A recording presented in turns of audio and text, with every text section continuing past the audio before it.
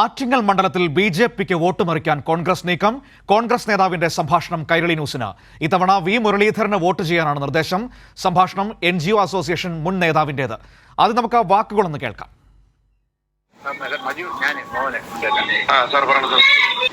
നമ്മളങ്ങോട്ടേക്ക് പഠിപ്പിക്കുന്നില്ല, പരിപാടിക്ക് നമ്മളെ കേൾക്കുന്നില്ല.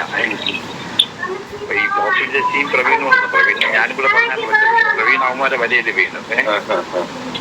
അതുകൊണ്ട് നമ്മളിപ്പോ ഒന്നിനും പങ്കെടുക്കുന്നില്ല. നമ്മള് പൂർണ്ണമായിട്ട് നമ്മൾ മാറിയിരിക്കുക, അത് മനസ്സിൽ വെച്ചോളണം. അതിനാണ് വിളിച്ചത്. നമുക്കിപ്പം ഈ കണക്കിനാണെങ്കിൽ നമുക്കിപ്പോ നമുക്ക് പലവണൊക്കെ ഡിസ്ട്രിക്ട് പ്രസിഡന്റ് ശബരിയൊക്കെ മീറ്റിംഗിൽ നമ്മളിപ്പോൾ കാര്യം പറഞ്ഞു. ഞങ്ങളെല്ലാം ഉണ്ട്. കളത്തുകാല ഉണ്ണികൃഷ്ണൻ ഉണ്ട്, ശോഭനാസ് ഉണ്ട്, ഞാനുണ്ട്, ഇവിടെ പൊട്ടത്തിൽ സതി നമ്മളെല്ലാം ഉണ്ട്. വെള്ളനാട് സെഷൻ, മറ്റേ സത്യജോസ്, പൂച്ചിലായത്തിൽ നമ്മളെല്ലാരും ഉണ്ട്.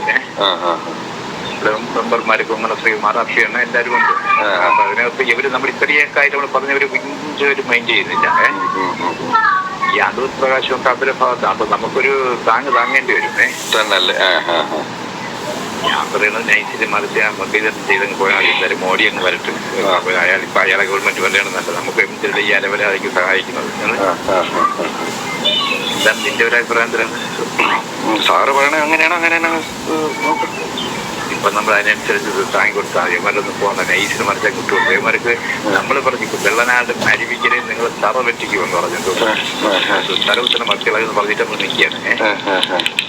അപ്പൊ നമ്മൾ അതിനനുസരിച്ച് നിലപാടെടുക്കേണ്ടി വരും.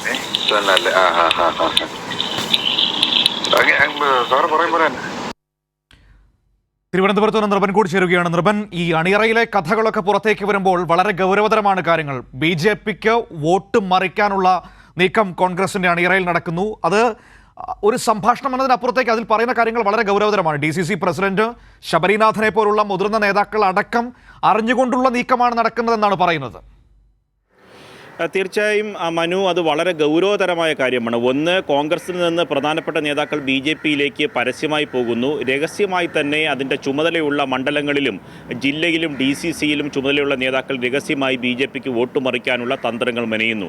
ആറ്റിങ്ങൽ മണ്ഡലത്തിൽ മത്സരിക്കുന്നത് BJP-യുടെ കേന്ദ്ര മന്ത്രി കൂടിയായിട്ടുള്ള വി മുരളീധരനാണ്. മുരളീധരൻ എത്തിയത് മുതൽ പ്രാദേശികമായി BJP കോൺഗ്രസിൻ്റെ പല ഘടകങ്ങളെയും സ്വാധീനിക്കാനുള്ള ശ്രമം കഴിഞ്ഞ 1-2 വർഷക്കാലമായി ശ്രമിക്കുന്നുണ്ട്. അതിൻ്റെ കൂടി ആത്മവിശ്വാസത്തിലാണ് മുരളീധരൻ ആറ്റിങ്ങൽ മത്സരിക്കാൻ ഇറങ്ങിയത്.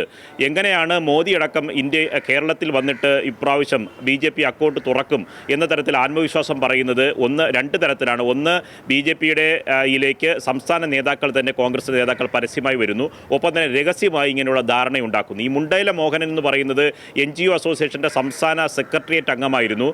നേരത്തെ പാലോട് രവി ഡെപ്യൂട്ടി സ്പീക്കർ ആകുന്ന ഘട്ടത്തിൽ അദ്ദേഹത്തിൻ്റെ പേഴ്സണൽ സ്റ്റാഫിലെ പ്രധാനപ്പെട്ട ചുമതലക്കാരനായിരുന്നു. നിലവിൽ കോൺഗ്രസിൻ്റെ 2 ബാങ്കിൻ്റെ അധ്യക്ഷ പദവി വഹിക്കുന്ന ഒരാളാണ്. പ്രത്യേകിച്ച് ഈ മേഖലയിൽ അരുവിക്കര മണ്ഡലത്തിലെ പ്രധാനപ്പെട്ട കോൺഗ്രസിൻ്റെ ചുമതലക്കാരനാണ്. അതിലെ ആദ്യ ഭാഗത്തിൽ പറയുന്നത് നിലവിൽ നേരത്തെ ശബരിനാഥനോടും പാലോട് രവിയോടും ഇത്തരം കാര്യങ്ങൾ, നിലവിലുള്ള പ്രശ്നങ്ങൾ അവതരിപ്പിച്ചിട്ടുണ്ട് എന്ന കാര്യം ഇവർ തന്നെ പറയുന്നുണ്ട്. നേരത്തെ മനു സൂചിപ്പിച്ചതുപോലെ ഈ നേതാക്കൾ കൂടി ഒത്താശയോട് കൂടിയായിരിക്കും ഇത്തരത്തിലൊരു നീക്കം നടത്തുന്നത് എന്ന കാര്യം ഉറപ്പാണ്. അദ്ദേഹം പറയുന്നത് ഈ പറയുന്ന കോൺഗ്രസിൻ്റെ പ്രവർത്തകരോട് നേരിട്ട് തന്നെ അങ്ങ് പറയുകയാണ്. കാരണം ഇത്തവണ കൂടി മോദി വന്നോട്ടെ, അതാണ് നല്ലത്, മോദി ഭരണം വരുന്നതാണ് നല്ലത്. അതുകൊണ്ട് നമുക്ക് അടൂർ പ്രകാശിനെ തോൽപ്പിക്കുന്നതിന് വേണ്ടി നമുക്ക് വി മുരളീധരൻ അങ്ങ് വോട്ട് മറിച്ച് ചെയ്യുന്നതായിരിക്കും ഏറ്റവും ഉത്തമമായ കാര്യം. ഇത്തവണ കൂടി മോദി ഭരണം വരട്ടെ എന്ന് കോൺഗ്രസിൻ്റെ പ്രവർത്തകനോട് ഈ പ്രധാനപ്പെട്ട ഉത്തരവാദിത്തം വഹിക്കുന്ന നേതാവ് പറയുകയാണ്. ഒപ്പം തന്നെ അരുവിക്കരയിലും ഈ പറഞ്ഞ പ്രദേശങ്ങളിലൊക്കെ തന്നെ വലിയ തരത്തിൽ അട്ടിമറി നമുക്ക് നടത്തണം. ഈ മറുഭാഗത്തോടൊപ്പമാണ്, അതായത് നേരത്തെ അരുവിക്കരയിൽ മണ്ഡലത്തിൽ ശബരിനാഥനെ തോൽപ്പിക്കാൻ ശ്രമിച്ചവരാണ് ഇപ്പോൾ അടൂർ പ്രകാശിനൊപ്പം നിൽക്കുന്നത്.